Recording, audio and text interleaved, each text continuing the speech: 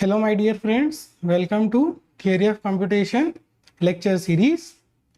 In the previous video, we have seen NFA epsilon to NFA conversion. Now, can we reduce the step of NFA epsilon to NFA conversion and NFA to DFA to NFA epsilon to DFA directly? And if so, how can we do that? As we know that for conversion of NFA epsilon to NFA, we need the epsilon closure. So here also we need the same. So let us write down the epsilon closure for the given three states Q0, Q1 and Q2.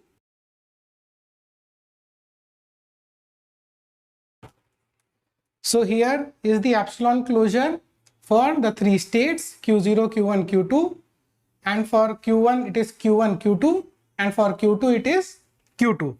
Now let us use this to convert the given NFA epsilon to DFA directly.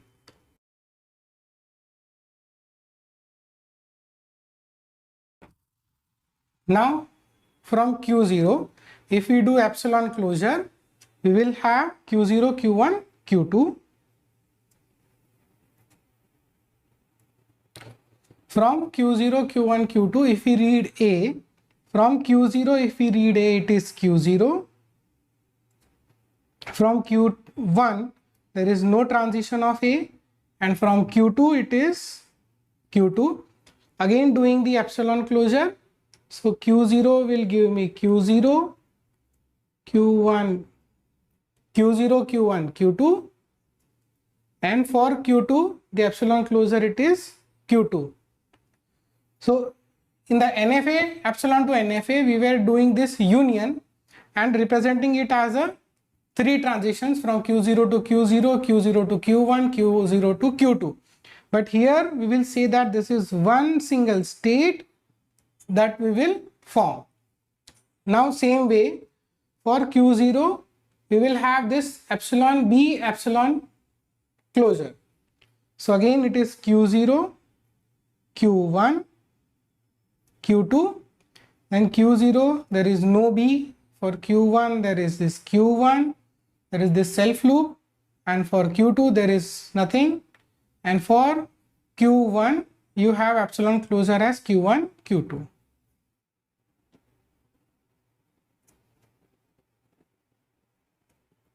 So here also we will represent this Q1, Q2 as one single state.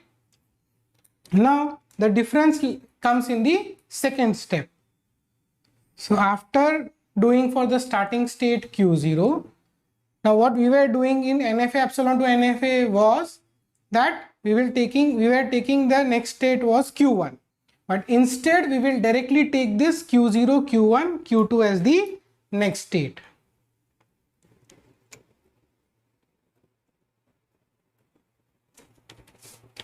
Now from Q0, Q1, Q2 we need to do the epsilon closure. So from Q0 it will be Q0, Q1, Q2. From Q1 it is Q1, Q2. So Q1, Q2 is already there. We don't need to add that.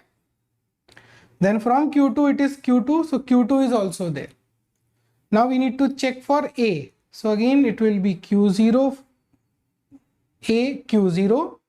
Then Q1 there is no transition of A, and Q2 it is Q2. Again from Q0 it will be Q0, Q1, Q2, and from Q2 it will be Q2. So here we will have the state of Q0, Q1, Q2. That means there will be a self loop from this state on reading A. Let us check for B. So from Q0 it is Q0, Q1, Q2. Then from Q1 it is Q1, Q2, and from Q2 it is Q2. Now we have to check for B.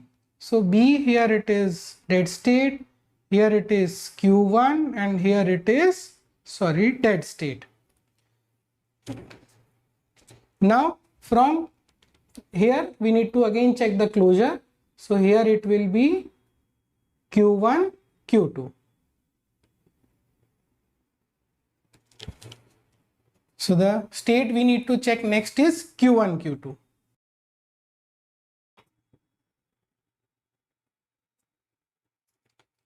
Now from Q1, the epsilon closure, it is Q1, Q2. Now from Q2, it is Q2.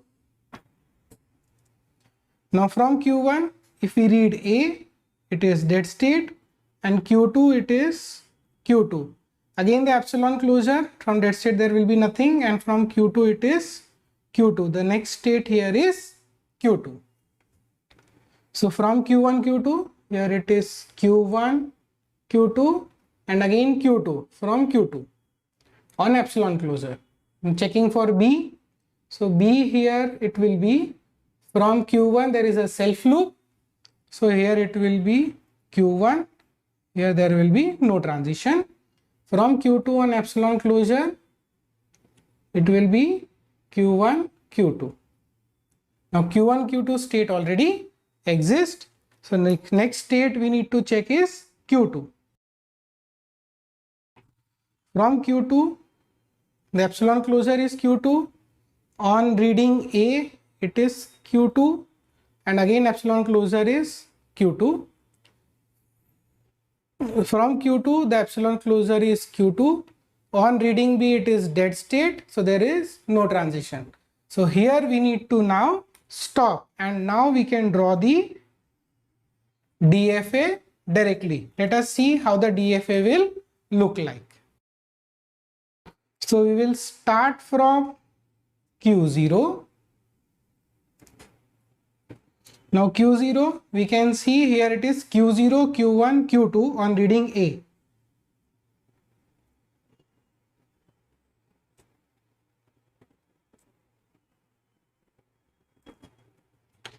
And on reading B, it is Q1, Q2.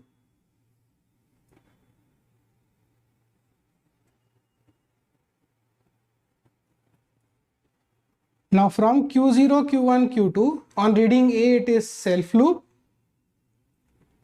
and on reading B it is Q1, Q2. Now from Q1, Q2, on reading A it is Q2,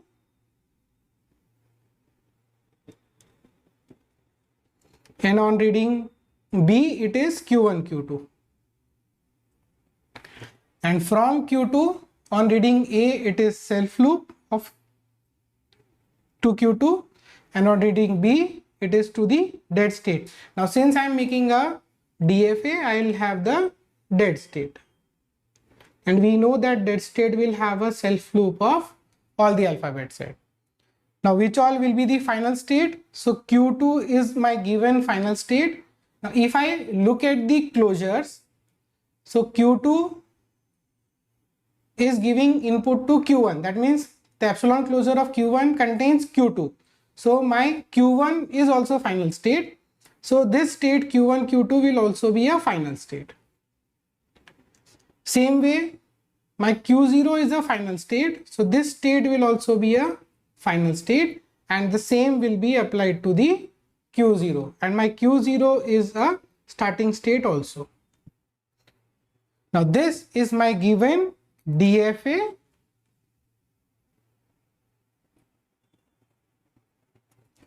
for the given NFA epsilon. But this process is little tricky on doing using pen and paper, because we need to take care of the closures of all the states possible in the given state of the DFA.